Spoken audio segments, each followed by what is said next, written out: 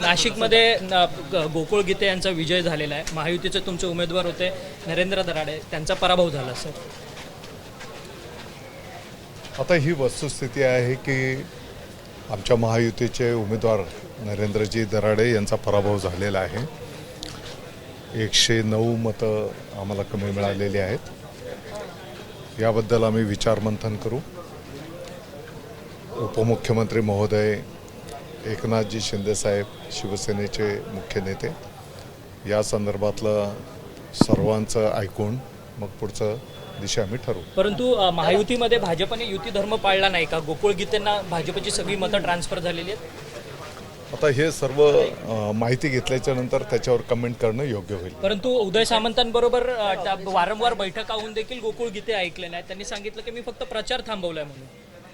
माझा कार्यकर्त्यांनी प्रचार केला असं ते म्हणतात. ऑपरेशन टायगरच्या अंतर्गत 6 खासदार तुमच्या पक्षात येतात. आता बघा, आम्ही आता विधान भवनामध्येच आहोत आणि मला वाटतं की तुम्हीच दाखवलेलं आहे की 6 खासदार महोदय, माननीय उपमुख्यमंत्री महोदय, शिवसेनेचे मुख्य नेते एकनाथजी शिंदे साहेबांना भेटायला येतात. हे तुम्हीच दाखवलेलं आहे. मी पण आता बाहेर जाऊन त्याची माहिती घेतो.